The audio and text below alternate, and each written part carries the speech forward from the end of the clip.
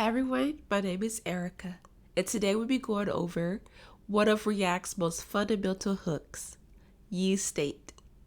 I'll show you how it works and create a practical example together. So first, we have to import in our useState from the React library. So let's break this down.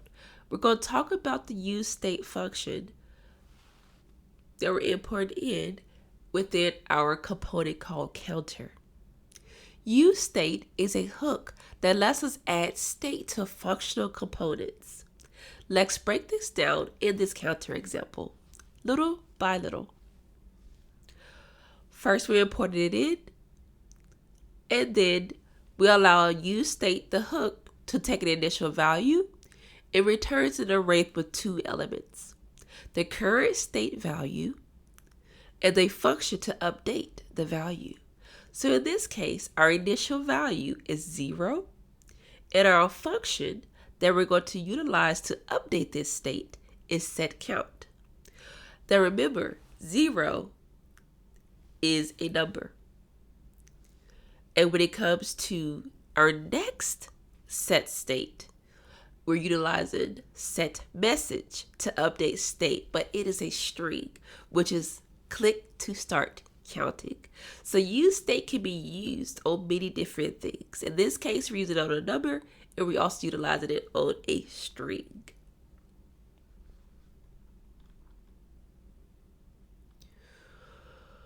The next thing we'll talk about is our handle increment function. If you take notice here, when we update our state, we use these setter functions. So notice how we can update multiple states within the same function. In this case, it would be setCount and setMessage. SetCount is setting a number, and setMessage is setting a string.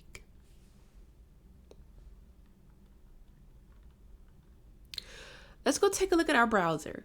In our browser, we have our component rendered. We can increment, we can reset, but take notice here of our string, click to start counting, which was our initial statement here.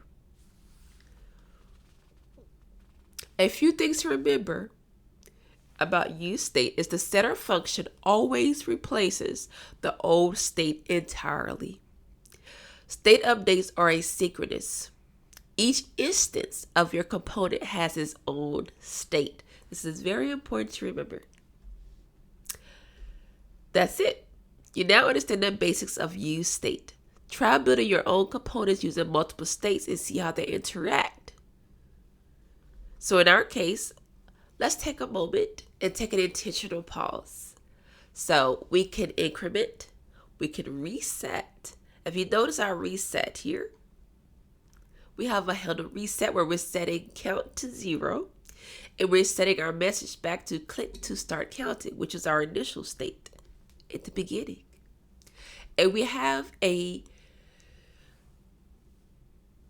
moment where we're looking to see if our count ever reaches 20, which it does. Let's go implement and take a pause, an intentional pause, together today to reach 20. Here we go.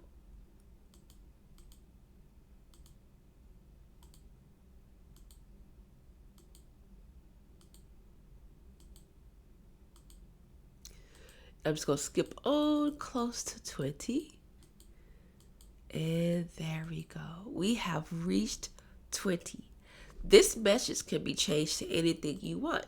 Let's see if we were to change this to 10 and say we was to watch and change this to 10 as well.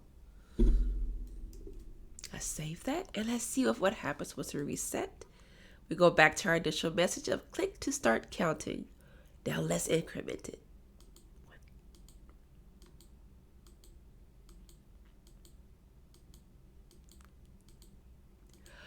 You reached 10. Good job today, and thank you for coding along with me. And don't forget to practice the code yourself. Have a great day, and you got this.